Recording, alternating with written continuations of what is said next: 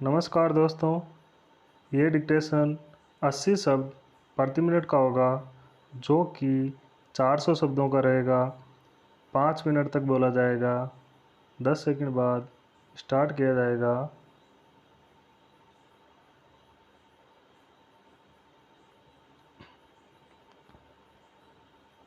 Start. उपाध्यक्ष महोदय, इसमें कोई संदेह नहीं है, लेकिन कई स्थानों पर देखा गया है कि काफ़ी काम हो रहा है, जबकि कुछ तो इतनी उपेक्षा की दृष्टि से देखा जाता है कि वहाँ काम न होने के कारण वे इलाके विकास की दृष्टि से पीछे रह जाते हैं। मैं उत्तर प्रदेश का उदाहरण आपके सामने रखना चाहता हूँ।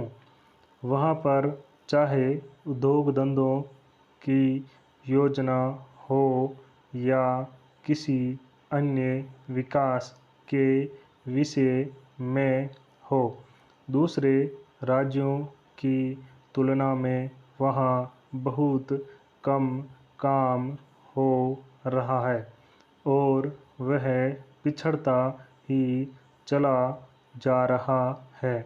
माननीय अध्यक्ष महोदय, इस विधेयक के संबंध में इस सदन के इधर के बैठने वाले लोगों ने और उधर के बैठने वाले लोगों ने बहुत सी बातें कही है।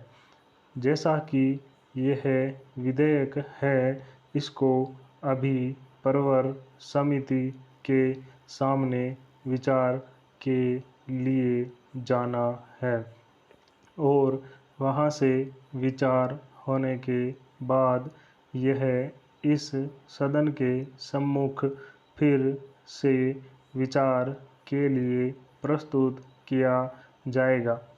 तब माननीय सदस्यों को पूरे तरीके से यह अधिकार होगा कि जहाँ तक इसके अनुबंधों का संबंध है, उसमें परिवर्तन कर सकते हैं या उनको हटा सकते हैं।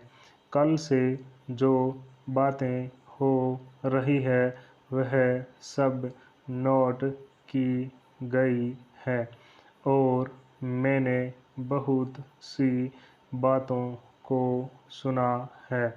प्रवर समिति में उन सब बातों पर विचार किया जाएगा।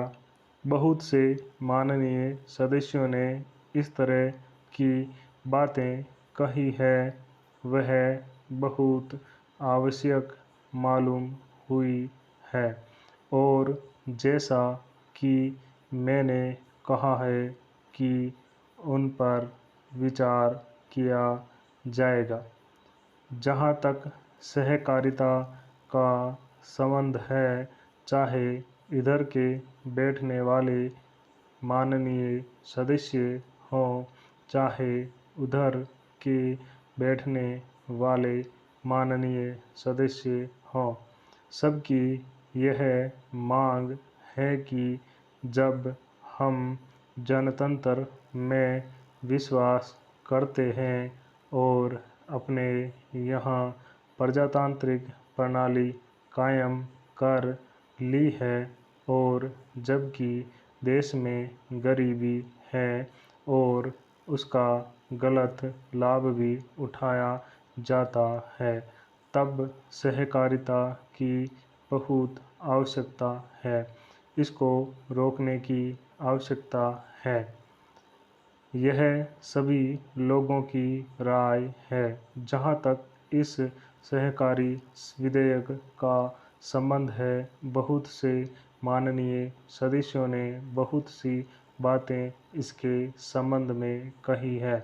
मैं सब बातों का विवरण तो उत्तर नहीं दे सकता हूँ, लेकिन मैं थोड़े में खास खास बातों का उत्तर देने की कोशिश करूँगा। जैसा मैंने अभी कहा, जब हमने अपने यहाँ जनतंत्र कायम किया है तो हमें अपने समाज के ढांचे को बदलना पड़ेगा। स्टॉप।